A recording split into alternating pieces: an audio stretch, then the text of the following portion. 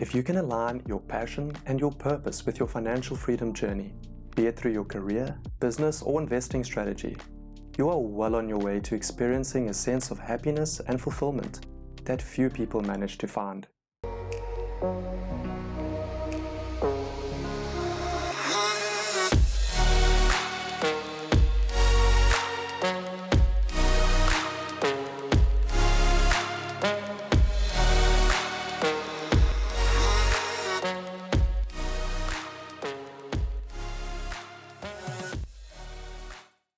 Hey guys, welcome to our channel.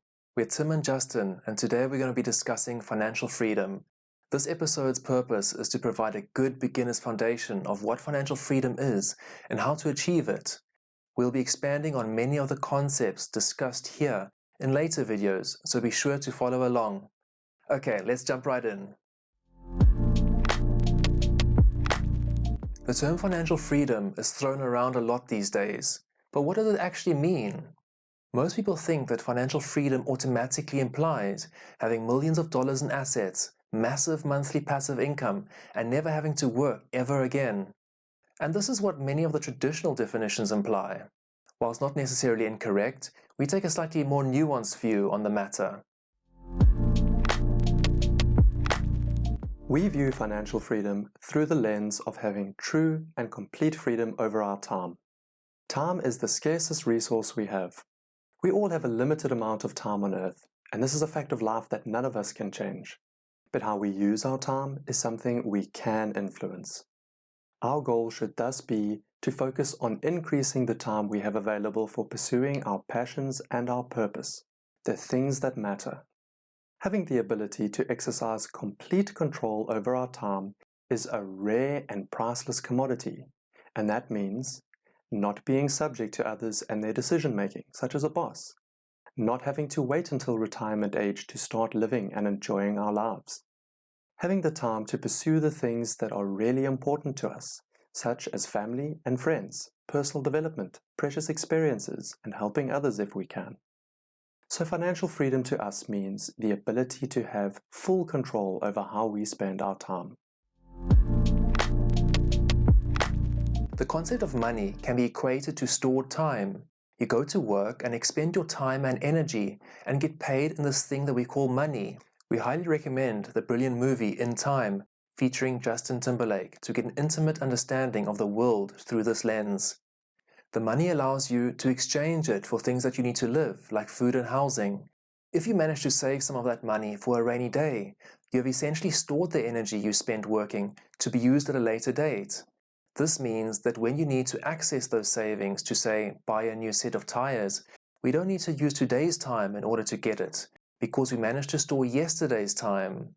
The more we can save and store yesterday's time, the more time we buy for ourselves in future.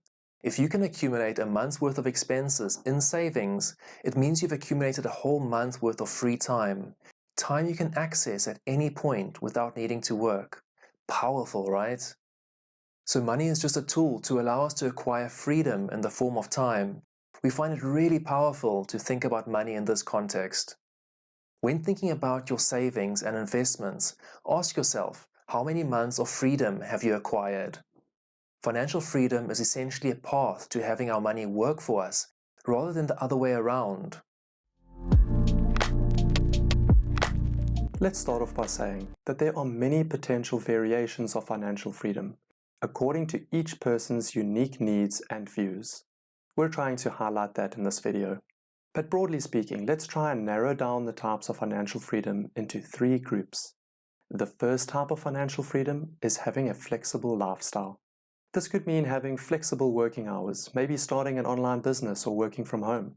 Naturally, if your partner or spouse is living the same lifestyle, your degree of freedom may be enhanced by more income and flexibility. And this is a great way to enjoy a taste of financial freedom, especially if you are running your own company and are not beholden to a boss. Benefits include being able to attend your children's sports fixtures, having more autonomy, and being in greater control over your life. The second type of financial freedom consists of mini retirements. This consists of being able to take extended periods of time off on occasion due to having adequate resources. By adequate resources, we mean savings and investments accumulated over time. The ability to save enough money to take a month off here and there will be accelerated by passive income streams, as well as an asset base such as real estate or dividend-yielding stocks, in addition to a regular job or business. In case you weren't aware, passive income refers to income you earn passively and don't need to actively work for. An example would be creating an online course that continues to earn income over time with no continued input from you as the creator. The third type of financial freedom is full retirement. Here one needs a sufficient base of savings and investments, as well as passive income sources from a business or an asset base to never have to work again.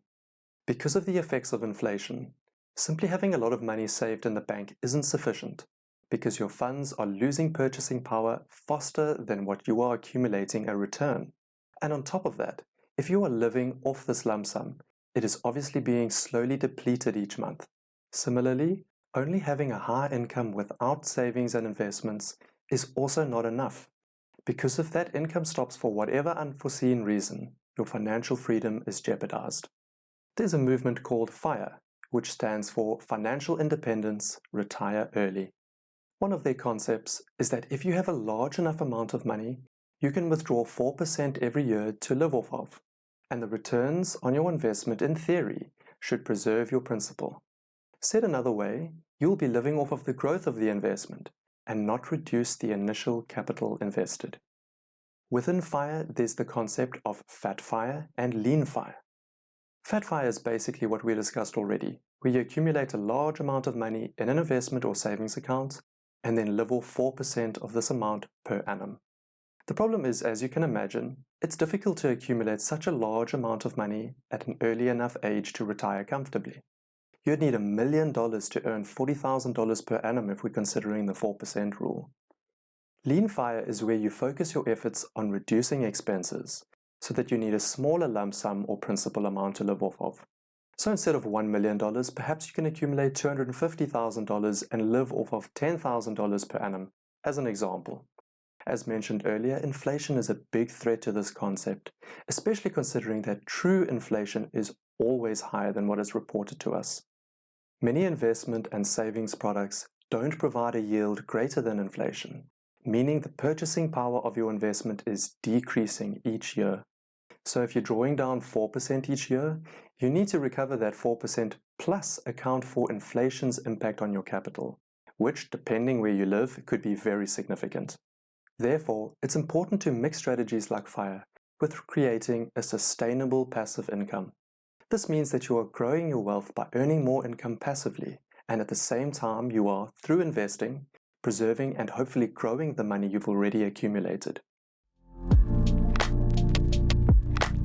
Okay, so maybe by now you've identified that you want financial freedom, your version of it. We're not going to lie to you. It takes many little steps and some larger ones to get to financial freedom. Some advice may seem intangible or theoretical at first, but these pointers are all part of the journey to becoming the person who earns financial freedom. Because financial freedom isn't something that lands in your lap. You have to become the person who has the skills to achieve and maintain financial freedom. Otherwise, you'll end up like most lottery winners, broke. And yes, it will be hard work. Otherwise, everyone would have it, right?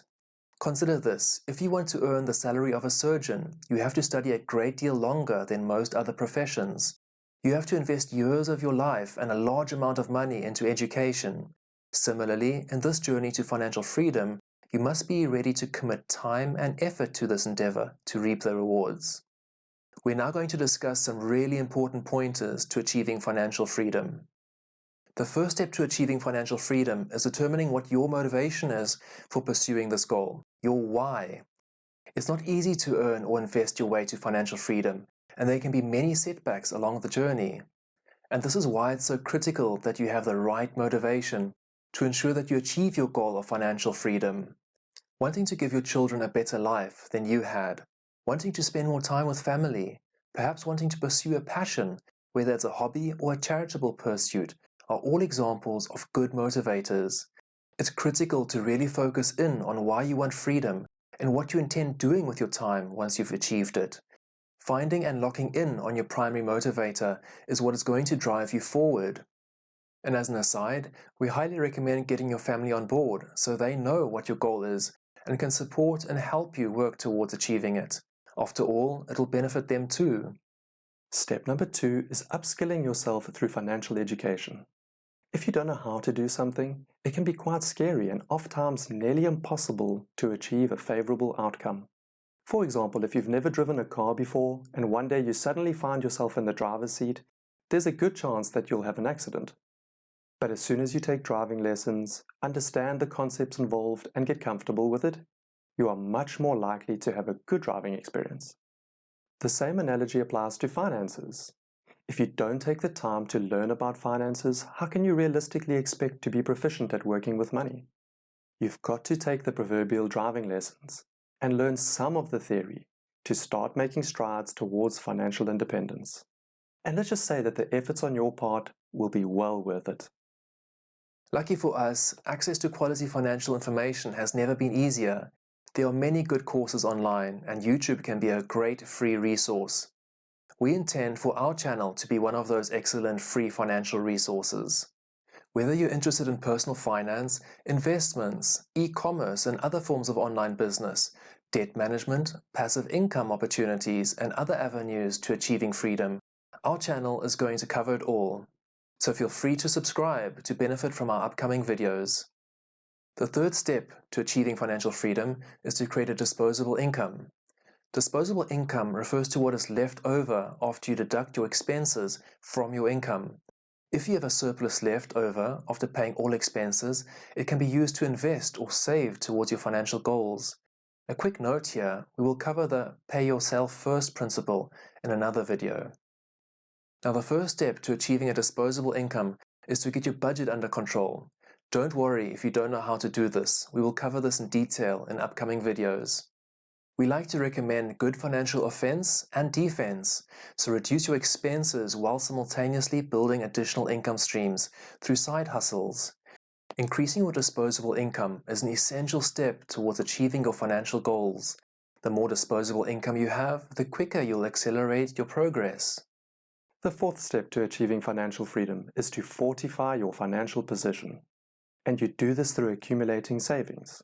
Having 1 month's salary saved is a good first goal. Savings help you avoid going into unnecessary debt in emergencies or when unforeseen expenditure arises. And there will always be expenses you just cannot plan for. Additionally, your priority should be to pay down some of your debt, not all of it, but make a start. Focus on the easiest debts to settle first so that you free up the most cash flow. We want to emphasize that cash flow is key. You need to be in a position where you are accumulating resources and actually have a safety net. This will allow you to take on some risk where necessary. It's not possible to take on any risk, for example in the pursuit of higher returns when investing, if you are living above your means and don't have some savings to fall back on. We like to encourage people to accumulate savings whilst paying down debt, even if the debt repayment is weighted much more heavily. The fifth step to achieving financial freedom is to find asymmetric investment opportunities. Asymmetric basically means lacking symmetry. So an asymmetric investment is one where the potential upside or gain of an investment is much greater than its potential downside or loss. Because we all have limited money, we need to maximize the return we generate on this money. Said another way, you need to bet on the fastest horse in the race. You want to be focusing your investment efforts on the assets which are likely to give you an outsized return. We will cover the asymmetric opportunity that we personally invest in much greater detail in upcoming videos. The sixth step towards achieving financial freedom is to focus on building passive income streams. The two most effective methods of generating passive income in our experience is through 1, business, and 2, through an asset base. Business can be split into 2 categories, namely offline business and online business. We strongly prefer the online business model for a number of reasons.